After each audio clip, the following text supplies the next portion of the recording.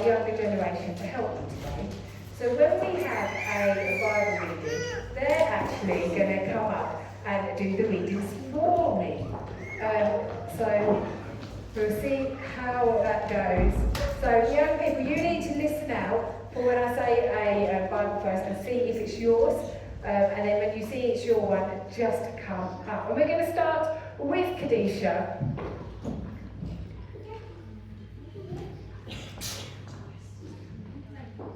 Yeah, so say when it is first. Psalms 100, verse 4 to 5. Enter the gates with thankful giving, and his court with praise. Give thanks to him and praise his name, for the Lord and his love. For the Lord is good, and his love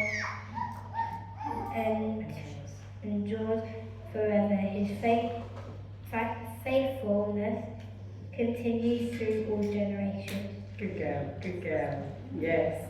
Enter his gates with thanksgiving,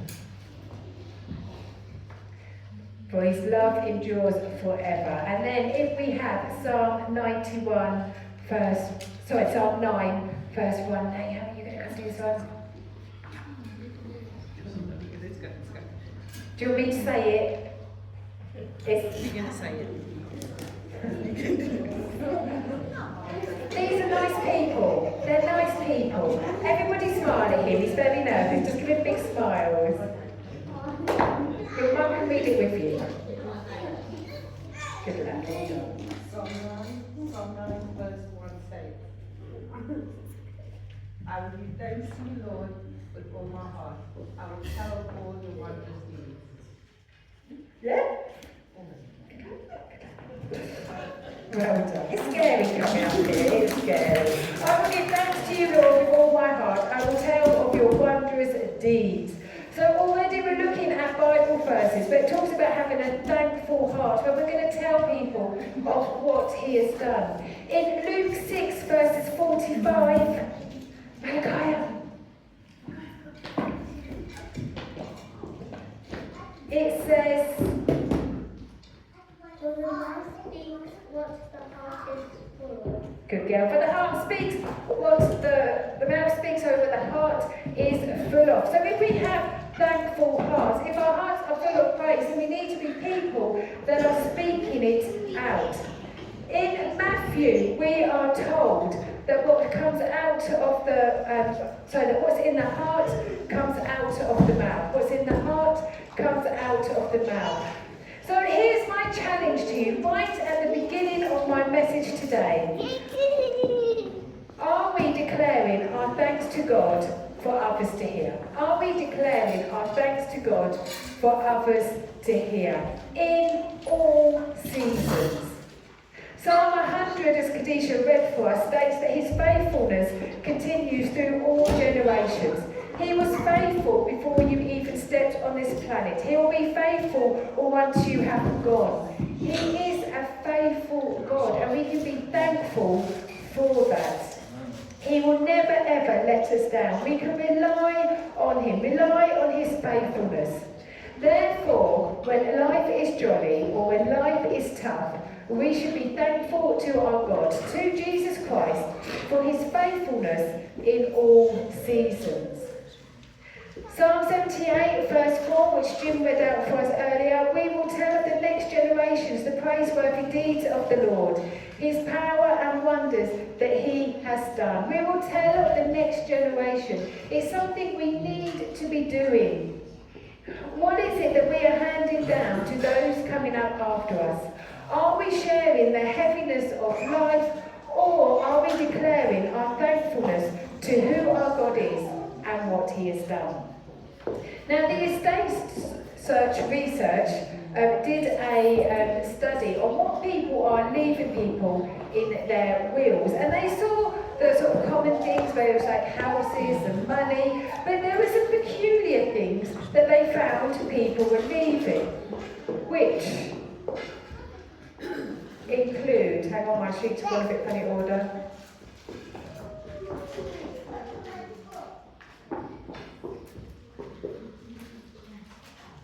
No, I seem to have missed just a page here.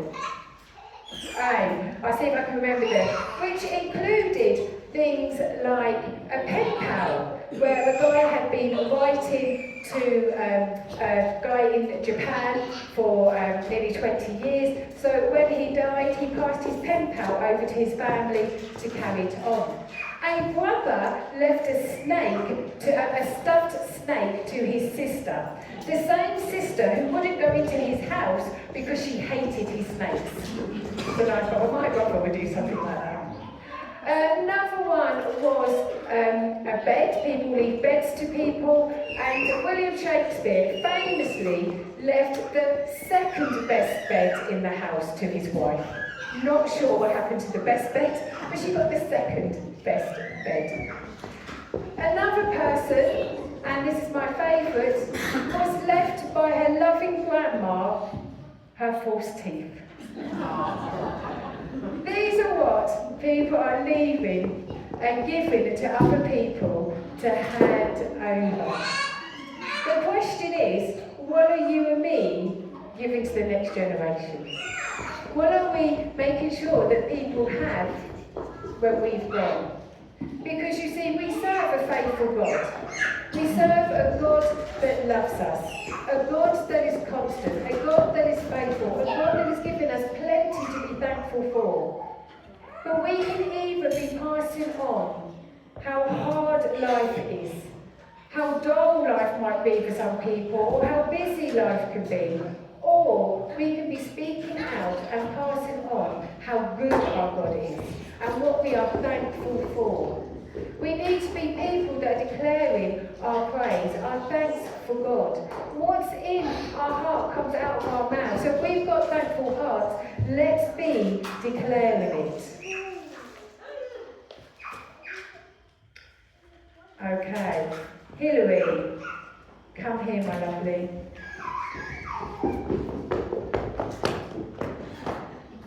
Remind me which one you've got. Yeah. So there's plenty we can be thankful for. So Hilary is going to read us this one. Can you tell that? Ephesians. Ephesians 1 verse 5. God decided in advance to adopt us into his own family by bringing us to himself through Jesus Christ. This is what he wanted to do, and it gave him a great pleasure. Brilliant, thank you, well done. God adopted us into his family. And that's what we can be thankful for. We're not doing this alone. We are doing this because God adopted us. He's called us into his family. He chose us to be part of his family. And by being part of his family, we have the security that he's our Father, that he's our faithful Father that's always going to be there for us. Charlotte, come and read yours for me, my love.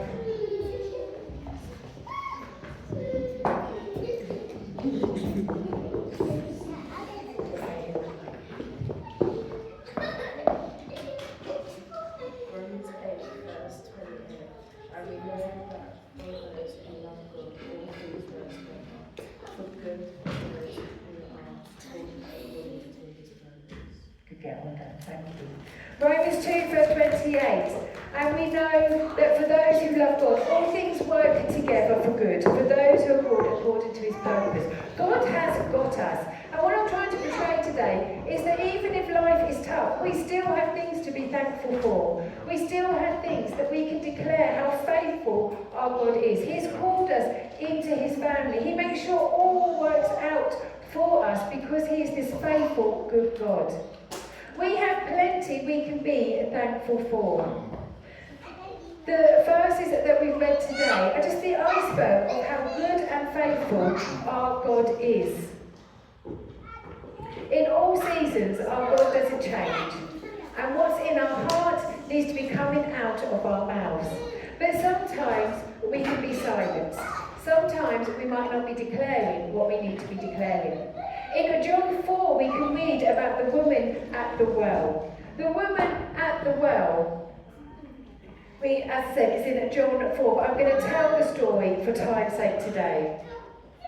Now at the well, Jesus is tired, so he comes across this well and he decides he's going to have a little rest. And we're told at noon, a Samaritan woman comes to the well. Now, the fact she's coming at noon highlights something to us. Because if you were going to the well for water, you would go when it wasn't the heat of the day. You would go first thing in the morning or you would go late in the evening. You do not go at noontime. It is too hot. You have to carry the heavy water. It is just not done. But here we find a lady that is seeking isolation. A lady who doesn't want to see anybody, talking to anybody, who is going out of her way to make sure she bumps into nobody because she feels ashamed. She's not living the best life. She's made mistakes and she knows that people know of them. So she hides away from the town people, from her community, from those that should be supporting and helping her. She hides away. She goes places where she knows that they're not because she doesn't want to talk to anybody. Her shame is holding her back. Her shame has quieted her. She has nothing to be grateful for. Nothing that she feels she can declare to the next generation on how faithful her God is. But then she comes to the well and she discovers that somebody's there. But it's okay because he's a Jew, she's a Samaritan. They don't talk to each other, so she should be okay. But as she gets to the well, Jesus says to her, "Oh, can you get me a drink?" She questions him and she said, "Why are you talking to me? I'm a Samaritan, you're a Jew, I'm a Jew." And then they have this big conversation about Jesus being the living water, how Jesus has got the answer and how Jesus sees her. He tells her of her situation, of what she's done, of what she's ashamed of, and what she's avoiding people for. Jesus says, "I know, I see," and he tells her what's happening in her own home. She realises that she's just not talking to a normal man, but she is talking to the Messiah. She is talking to Jesus. And she goes on this journey with him where she discovers that she is seen.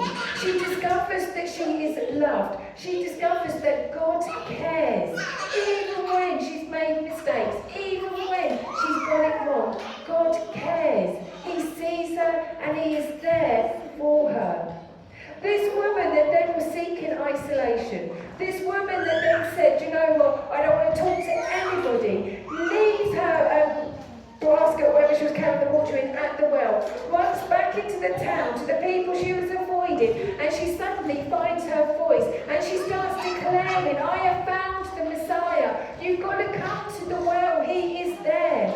And they hear her and they go to the well and they meet Jesus. And then we can read in John 4, the verses 39 to 42, where it says, "Many of the Samaritans from that town believed in him because of the woman's testimony." Because the woman that they had shunned, because of the woman that felt ashamed and forgotten and forsaken, because she'd had an encounter with God, because she shared her testimony, they started to believe. "He told them everything I did," she said. So when the Samaritans came to him, they urged him to stay with them, and he stayed there 2 days. And because of his words, many more became believers. They said to the woman, "We no longer believe just because of what you said. We have heard for ourselves, and we know that this man really is the Saviour of the world." This lady found her voice. She found that she had something to be grateful for. She then went and she declared to the people that were shaming her, to the people that she was avoiding. And it says, because of her testimony, because of her words, because of what she was saying, many came to believe. We need to be people that are speaking out who our God is. Speaking out that he is the Saviour of the world. Speaking out the hope that he has given us. The faithful things that he has given us.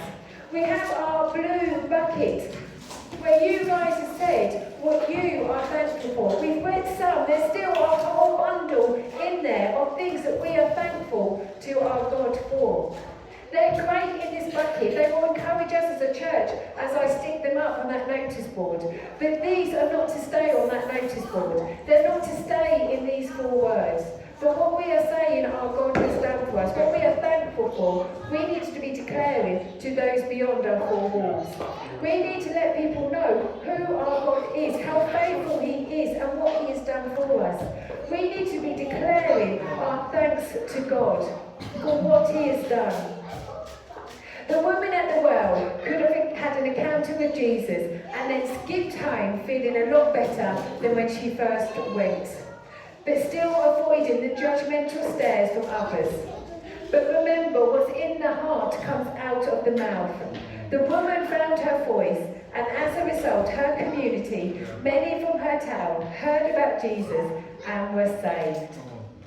When the woman returned to her town, her situation hadn't changed, but an encounter with Jesus had changed her heart. And what's in the heart comes out of the mouth. It's not about our situations, but it's about who our God is and what He has done. We need to be people who are thankful. We have every reason to be thankful. Even when life hurts, we can still be thankful to who our God is.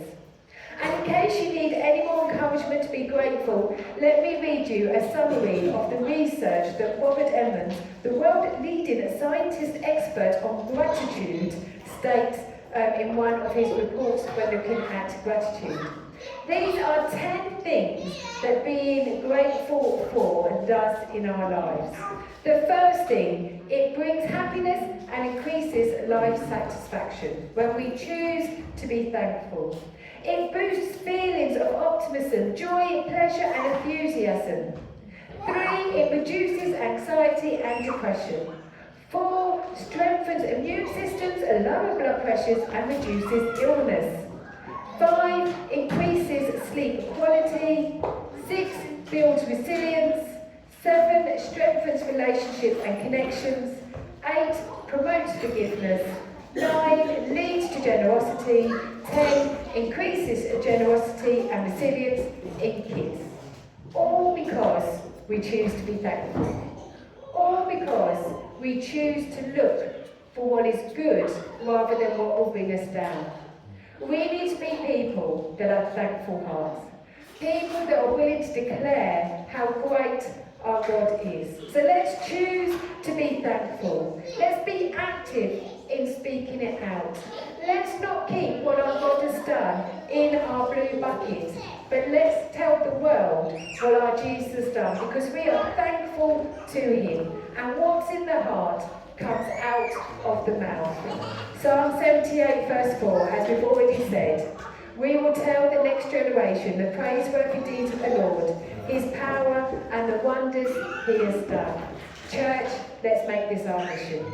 Let's make it our life goal, what we're about, telling the next generation the praiseworthy deeds of the Lord, His power and the wonders He has done. Let's declare it. Let's tell this world what He has done. Now I'm going to pass it back over to Charles, and we